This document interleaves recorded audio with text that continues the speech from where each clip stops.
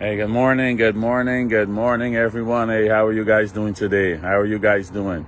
Hey, this is Gregory Wiles coming live to you from Houston, Texas with this inspirational morning talk.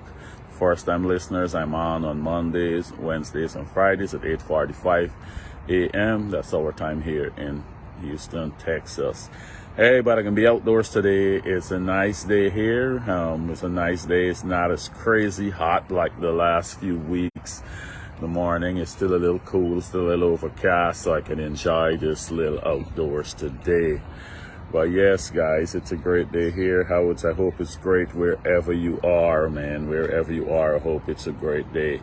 So, hey, today, man, what I want to just talk about, because I see it's a trend a lot of places. People just favoring the young over the older folks, the young over the older folks. A lot of jobs, once you're reaching a certain age, opportunities start to become limited.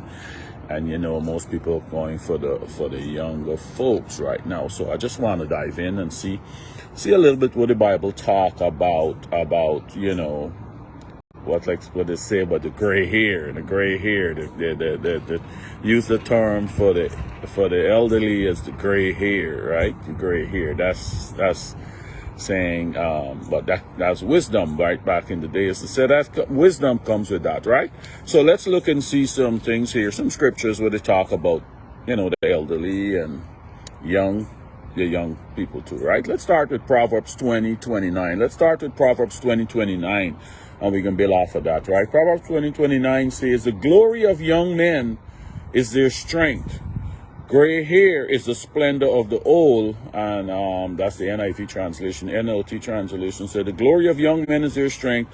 The gray hair of experience is the splendor of the old." So what they're saying, man, the glory of a young person, the best part of them is their strength, right? Is their strength. They got a physical strength to do a lot of stuff as compared to the person is a lot older, right? But that is their glory. Their strength is their glory. But for the gray-headed, as they put it here, for the older person, the experience and the wisdom now is their splendor too. The experience and the wisdom, right? So when you are young, you do the things that do the things that your strength can allow you to do, man. Do those stuff. Jillian, good morning, good morning. So do the things, that's what the scripture is saying here, Proverbs 20:29. "The glory of young men is their strength. Gray hair is the splendor of the old." So the splendor of a young person is their strength, their physicality, the things they can do when they're younger. Because you guys know, you get over 50, there's some things you can't do that they used to do before, right? So the same for the young person, their strength is their glory, man. Their strength is their splendor, right? For a young. Selena Ramirez, good morning, good morning.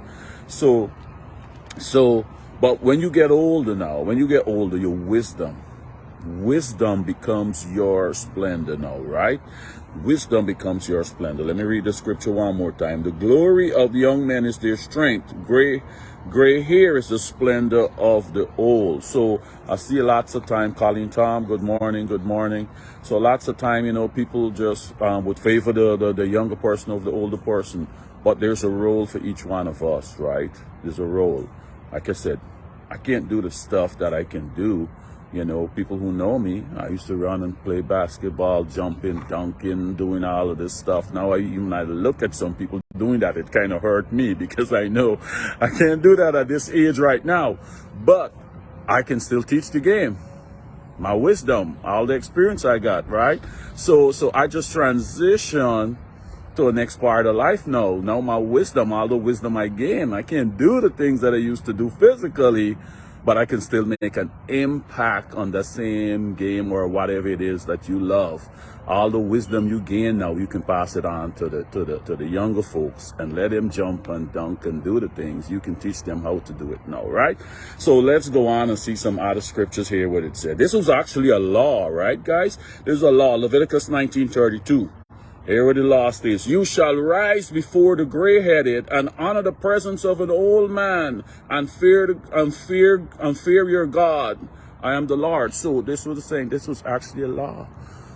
We gotta respect the older folks. We gotta respect them. This is a law. He said you're gonna rise. Some translation says stand before when you see a person. You know, we now in this day and age we kind of hide our gray hair, man. I do that a lot, man. My little beard, if I allow it, it would just be gray. My head would just be gray. Hey, man, you know, we kind of hide it and camouflage it a little bit, right? But back in the days, that was the sign of the respect. You see a person with a gray stuff, you know it's an older person. But this day and age, people getting so gray, so young, so you don't even know who's old or who's not, right? I don't know if it's the stress, but I see some people young in the 20s and they're all gray. I don't know if it's the stress or what. But see, back in the days, the gray head was the sign of the elderly, and they had to stand right in the presence of that older person, right? Let's see what Isaiah 46:3-4 say. Isaiah 46:3-4 said, he said, listen to me, descendants of Jacob, all you who remain in Israel. I've cared for you since you were born. Yes, I carried you before you were born. I will be your God throughout your lifetime until your hair is white and gray. I made you and I will care for you. I will carry you along. So he's saying, man, I can be with you in both seasons. He said, I'm going to abandon you no time. I in favor of the young over the old. He said, I make you, I carry you since you were born, and I'm going to still be there with you when you get old and all your hair turn gray, right? He said, I'm going to be with you. I'm your God in both seasons, young and old. I'm still your God. I can be with you in both of the seasons, right? And let's see Psalms 92:12. Psalms 92:12, 12-14. When you think you're old and you're done and God got no more use for you, hear what he's saying here. Hear what he's saying here. The righteous will flourish like a palm tree. They will grow like a cedar, like a cedar of Lebanon, planted in the house of the Lord. They will flourish in the courts of our God. They will still bear fruit in old age. They will still bear fruit in old age. They will stay fresh and green. So you can still bear fruit in your old age. We still got a lot of things that we need to do as we get older, when we don't still have the strength to do the things when we're still young. But he said we're going to still bear fruit in our old age, man. You know, in most families, they got that old granny, the grandmother, the grandfather, the wise old person you can go to, and they got so much experience and so much wisdom, and you could always tap into them. Now, granted, they're probably in a wheelchair. They probably can't move around a lot. But there's a source of wisdom that you can tap into. There's a source of wisdom that you can tap into in all of us.